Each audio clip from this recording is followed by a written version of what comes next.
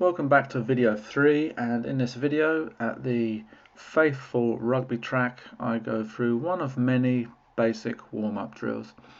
So this is just some ankling for me, and as a 44-year-old sprinter I think you'll agree that the most important area to move around, warm up and prep is the ankle joint and the calf, mainly because that can get pretty tired and strained with the block starts, with the repeated drills.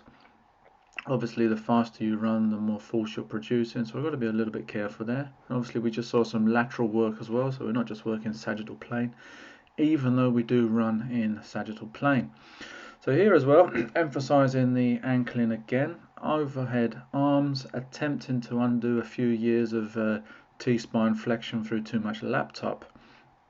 Again, the lateral, and this is important. I always warm up in 3D, and what I mean by that is frontal, sagittal movements, side movements, and also some transverse. Because although we run forwards, I think it's important to have the whole engine warm to minimize injury risk and actually maximize performance. So we've changed the gear here, probably the equivalent of about 5 miles per hour instead of walking, just to take it to the next level. Some back pedaling as well, great for hamstring activation and firing the glutes. So again, second gear, just to emphasize impact. So instead of walking, rolling and just gently lifting, we're now putting some impact in to let the body know that there will be some sprinting ahead. This isn't just a kind of low level technical session. Back to the lateral work. So tibialis anterior, the muscle that runs along the shin bone, is paramount for good sprinting, because you'll hear many a coach scream dorsiflexion and toes up, mainly because you want that foot contact under center of mass. So here's me doing the penguin walk to really emphasize that as an active component of running. A bit more lateral work. So skips now. The emphasis here is on long torso, good straight lines, high knee lift, dorsiflexion, and a gentle push off of the supporting leg, plantar flexion. Not too worried about the arm position technically, it's mainly just kind of engaging them, warming them up.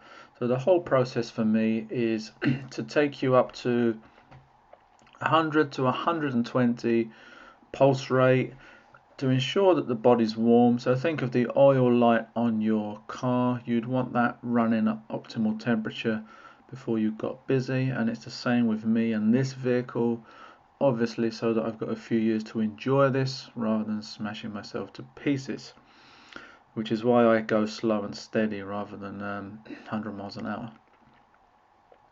So third gear now, so we put our foot down, mechanically looking a little bit more like running. Fast arms, faster leg, back pedaling again. This is really just to ensure that the hamstrings and glutes get a good bit of activation. I do work on these later with some sticking, some stability drills, mainly because a lot of injuries come from the deceleration, or if you're in team sports, the change of direction more than the acceleration itself.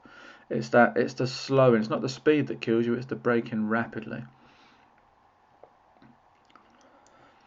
So same again, up to second gear, working the arms, lifting the knees, emphasizing foot contact under the center of mass.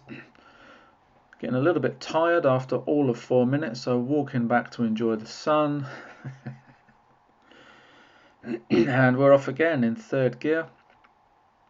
So really kind of mimicking, I guess you'd say this would be about, I'm not a distance runner, but this is just over jog speed. We're certainly not into kind of speed of sound territory yet, and probably won't be in this session if I'm honest, because what I've done is I've put in a technical session to really focus on building those components as opposed to really hitting the weights and the gym stuff and then just running fast and doing repeated drills.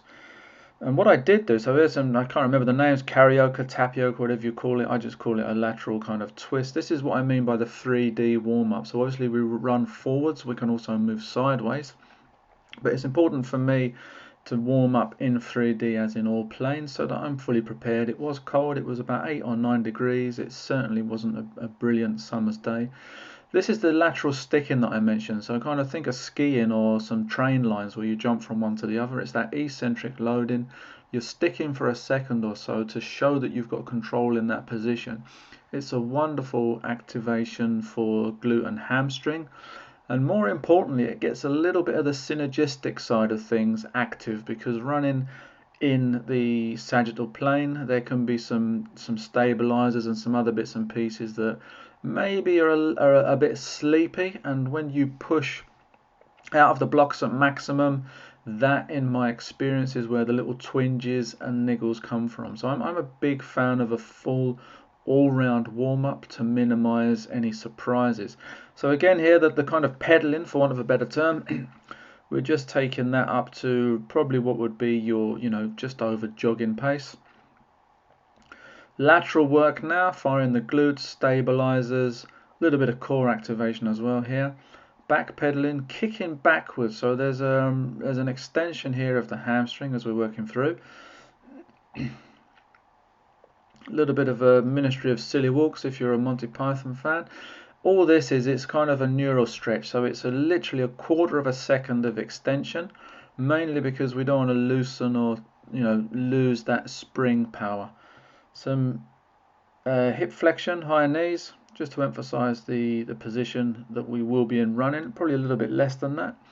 Some cycling through, kicking up the hamstring and switching, mainly to emphasize heel recovery, because I'd like my heel to come a little bit higher through to the glute so that recovery is faster, shorter lever length, better cadence, etc. And then I do believe this is the last one, so now just working one knee, working the other knee, coming back.